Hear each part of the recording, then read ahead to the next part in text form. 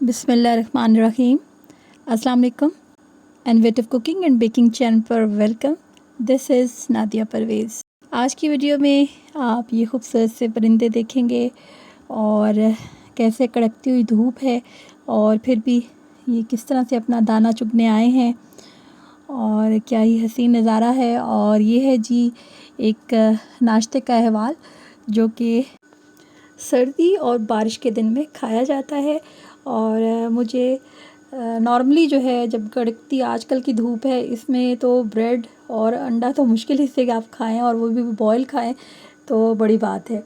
तो ये हम आपके सामने प्रेजेंट कर रहे हैं और आज की रेसिपी हम आपको बताते चलें वो है कोफ्ता, और उसकी बाइंडिंग को हम समझेंगे और इसके तमाम मसाला जात मैं आपको इस तरह से वर्बली बताऊंगी, क्योंकि जब मैं सब चीज़ें मिक्सअप कर चुकी तो मुझे ध्यान आया कि इसकी बाइंडिंग दिखा तो इंशाल्लाह हमारे व्यूअर्स को वीडियो अच्छे से समझ आ जाएगी।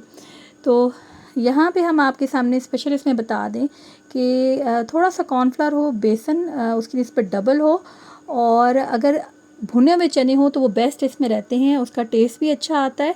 और जो भुने चने उनको पीस लें, जो आपको मार्केट से मिल जाते हैं, छिलका उनका साथ में नहीं होना चाहिए।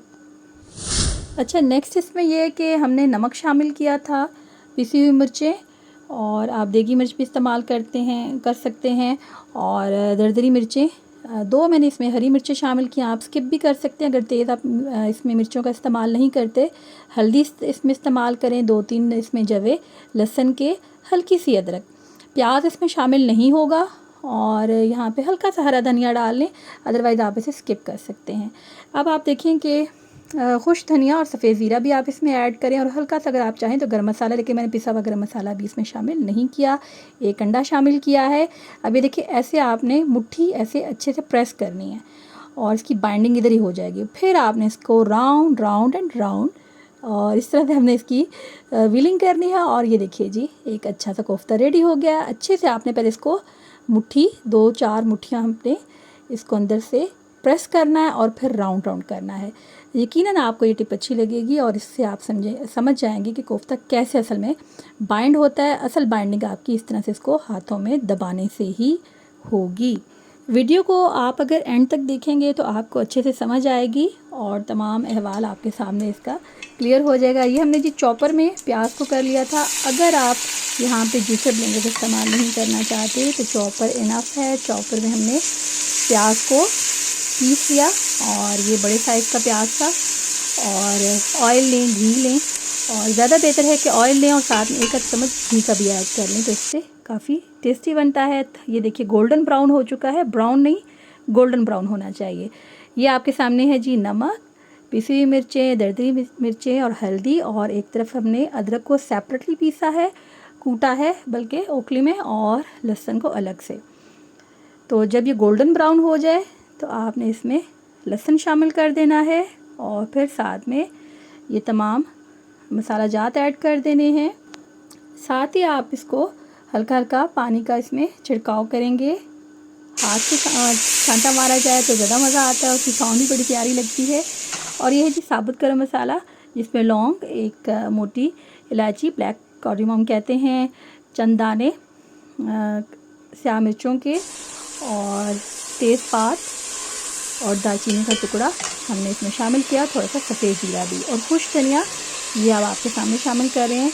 इसका अलग से बहुत अच्छा टेस्ट आता है, लेकिन आपने बहुत अच्छे से मसाले को साथ में यहाँ पे भूनना है। और टमाटर को भी हमने चॉपर में कर लिया था, और हैंडमेड जो चॉपर है, और उसमें देखिए इसका अच्छे से इसका तमाम ऊपर से छिलका रिमूव कर दिया था, और इस तरह से इसका गूदा ईज़िली हमारे पास आ गया। अब आप चाहें तो इसको मज़ीद भी आप बीच में से गरम मसाले के जो अज्जा हैं वो साइड पे करके आप ब्लेंडर में से पीस सकते हैं, जूसर में आप इसे ब्लेंड कर सकते हैं, और दही लाजमी शामिल करें। इससे जो है किसी किस्म की हीट नहीं रहती, और कोरमा जो मिक्सचर है बहुत अच्छा बनता है। और अगर आधा इसमें यहाँ पे लीमू का रस यहाँ पर निचोड़ लें, और वो यहाँ पे मिस हो गया क्लिप, तो उससे भी किसी किस्म की हीट बाकी नहीं रहती। अब नेक्स्ट हम आपको इसकी कोफ्तों की फ्राइंग बताएंगे। आप इन्हें बाइंडिंग के बाद 10 मिनट रेस्ट दें और रेफ्रिजरेटर में रख दें, तो ये बहुत अच्छे से सेटल रहेंगे। अब हम मज़ीद इसमें देखेंगे कि इसकी ग्रेवी कैसे रेडी करेंगे और आपके सामने इसको दिखा रहे हैं कि इसकी जो फाइनल लुक होगी वो किस तरह से होगी। लेकिन अभी मज़ीद रेसिपी बाकी है, जैसे पिक्चर अभी बाकी है मेरे दोस्त। तो यहाँ पे हम आपको दिखाएंगे कि हमने कैसे जो उसमें मसाला कोफ्ता खाना चाहें, फ्राइड कोफ्ते खाना चाहें, और कैसे ये इसका कौरमे वाला शोरबा इस्तेमाल करना चाहें, तो कैसे ये 3 तरह के आप टेस्ट ले सकते हैं। ज़ाहिर सी बात है, हर चीज़ अपने अंदर एक डिफरेंट टेस्ट रखती है। तो यहाँ पे जी हरी मिर्चें हमने थोड़ी सी शामिल की, आप अपने टेस्ट के हिसाब से शामिल करें।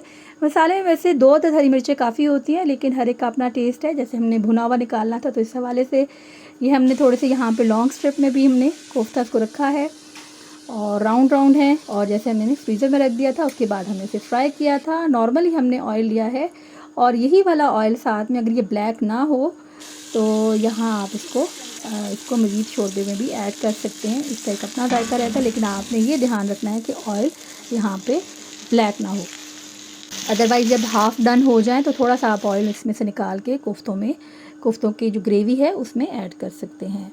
आपको अगर हमारी ये वीडियो अच्छी लग रही है तो चैनल को सब्सक्राइब करें, शेयर करें और एक प्यारा सा कमेंट भी ज़रूर करें, हमारी हौसला अफजाई होती है।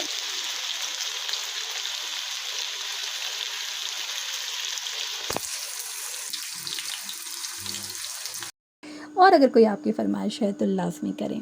तो यहाँ पे जी देखिए हमने इसको फ्राई किया, और साथ साथ आप ऐसे अगर फ्राइंग पैन को मूव करते हैं तो इससे अच्छे से तमाम इसके कॉर्नर्स जो होते हैं हर तरह से फ्राई हो जाते हैं। आंच बहुत ज़्यादा तेज़ मत रखिएगा और बहुत धीमी भी मत रखिएगा, वरना वो जूसी होना शुरू हो जाएंगे और उससे वो बिखर जाते हैं। तो एक बैलेंस आंच पे रखते हुए, जो एक तरफ हमने मसाला भून लिया था, और देखिए मैंने यहाँ पे क्योंकि ऑयल बिल्कुल ज़बरदस्त सा था इसमें साथ में ऐड किया, और पहले जो मैंने ऑयल ऐड किया था मसाले के लिए वो इसकी निस्बत कम रखा था। यहाँ पे एक और हंडिया भी हम बना रहे थे। अच्छा जी, ये हम आपको साथ में दिखा रहे हैं इसकी ग्रेवी। थोड़ी देर हम इसे यहाँ पे भूनेंगे, हल्का सा पानी ऐड कर देंगे और ढक देंगे। अभी देखिए कि डिप्स अभी पूरी ये डिप नहीं है, इतना आपने पानी ऐड करना है और इसको कवर लगा देना है। उसके बाद आपने इसको फिर ट्राई करना है, इसको हल्का सा, मतलब ये सारा पानी इसका ड्राई हो जाए, और शोरबे के लिए अलग से पानी हम बॉयल के लिए हमने रखा था, और वो गर्म पानी हम इसमें ऐड करेंगे। आप नॉर्मली भी ऐड कर सकते हैं। और फिर से हम इसमें शोरबा बना रहे हैं। ये देखिए जी, अब ये डिप हो गए हैं सारे। तो इस तरह ये होता है कि कोफ्ते आपकी जूसी भी बनते हैं, लेकिन कोफ्ते आपके टूटेंगे नहीं। सिर्फ आपने आधा कप उसमें डाल के थोड़ी देर के लिए उनको सॉफ्ट होने देना है, और दोबारा से जब वो थोड़ा सा उसका 1 आध मिनट भूनने के बाद फिर से हम पानी ऐड करेंगे जिसपे हमने ग्रेवी बनानी है। और नेक्स्ट है जी, यहाँ पे हमने ये हरा धनिया, पिसा हुआ गरम मसाला, और यहाँ पे हमने पिसी हुई काली मिर्चें भी ऐड। ये रेसिपी आपको अच्छी लगी होगी।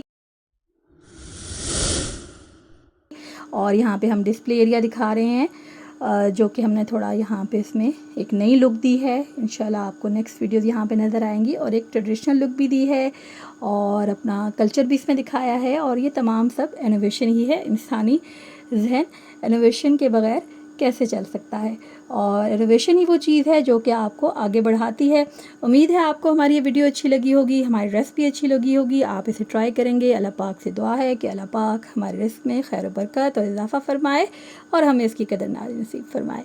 और मिलेंगे जल्दी नेक्स्ट वीडियो में, और तब तक अल्लाह निगहबान।